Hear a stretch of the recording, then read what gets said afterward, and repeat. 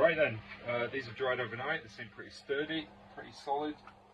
So let's get this rangefinder on. Now, because this has got kind of filler on it, it's probably not going to fit in the hole. Yeah, it's not. It's just like slightly too big. So I just need to sand a bit off the edges of that, and of course, because it's going to have a cover over it, you're not going to see it, so it's absolutely fine. But it just sometimes happens when you get filler where you don't really want it, and ignore it. So I'm just going to sand it off.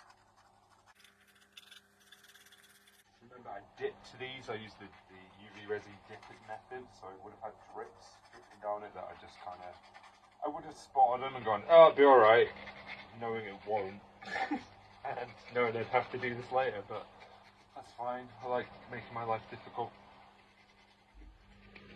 So it's just a case of sanding it and then testing it to see if it fits. A little bit more. Again, 3D printed parts can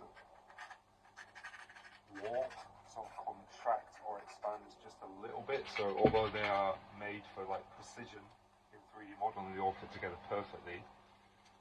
When it gets to real life, there can be like minor discrepancies, so you just need to fudge it basically.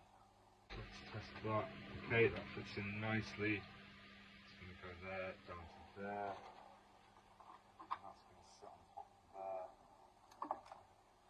Can see the sort of bright pink where I've sanded it off, so I will repaint that. And just while I've got it all apart, so the mechanism works like rangefinder's got a little male part which slots into the female part in the middle there, and then above that hole is another hole, and then above this little knob is a hole that's filled in there. You can see it just needs to drill it out, and you put magnets in either side so it stays upright. However, although that mechanism is fine and it works fine, I'm not going to do that. What I do is I drill a hole through here, and then I drill a hole through the helmet through that hole, and then I use a real M4 nut and bolt through it, because I just think it's more stable than 3D printed screws and stuff, and it will work absolutely fine for display, but if you want to cosplay it, it's just a little bit more durable, so I'm going to do that. Right, let's get the old drill roomie out.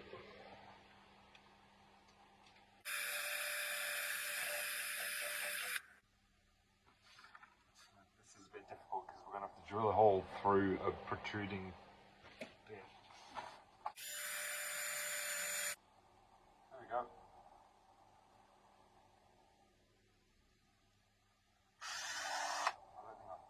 Dead center, but hopefully we'll be okay. So I just have a stash of different length and width M4 nuts and M5, and I never have the correct size, so I'm always like sawing bits off to make them fit the individual helmet.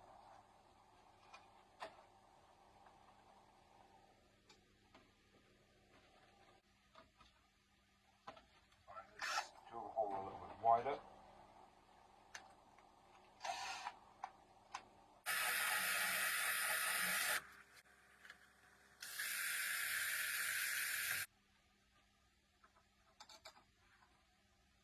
Yeah, that's perfect.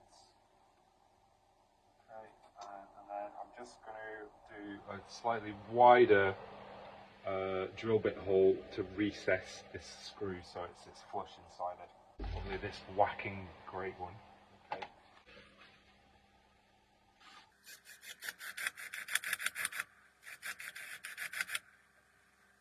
Not too much, I don't want to destroy it, but just that kind of thing. So then when the screw goes, it's just a bit more flush inside there.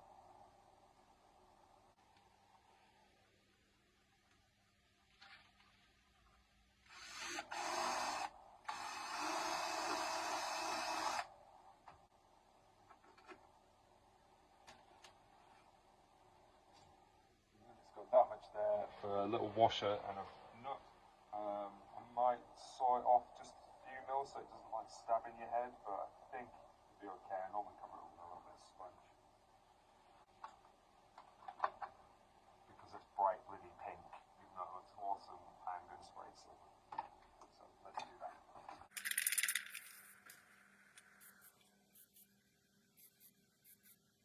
Let's give that rangefinder stalk a bit of lacquer.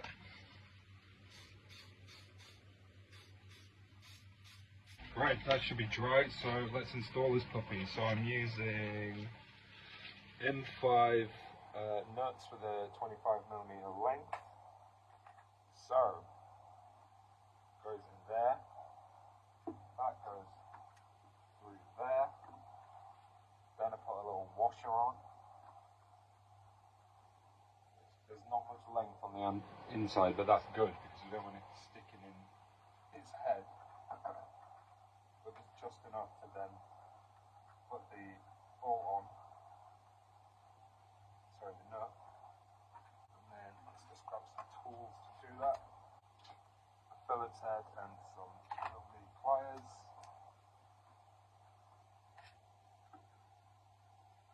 Hold on to that guy.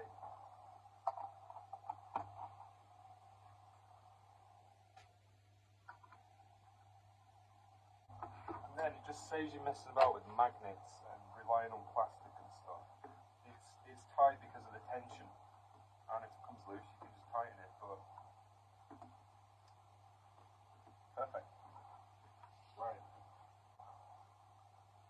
That guy dried overnight, so you put an electronic circuit board in there, which I don't have any to hand. I'm not sure if he ordered one with this. I'll have to look. And the acrylic just pops in there like that, and that goes on top there. And then the outer piece has little male and female points, and they just slot onto there like that. Now, I'm not going to glue this into place because I don't like shipping helmets with the rangefinder attached, because you know what posters are like around the world. They just use boxes like footballs, and if they do that to this, I'll be very, very angry, because it takes months to claim things back if you ever even get it back at all. It's just easier to unscrew it all and tell the customer to screw it in. Dab a super glue there, dab a super glue there, and that's done. But yeah, that, my friends, hold on, let me just give him a little wipe. After all these weeks of videos, that is Jango Fett. Finished. Finito.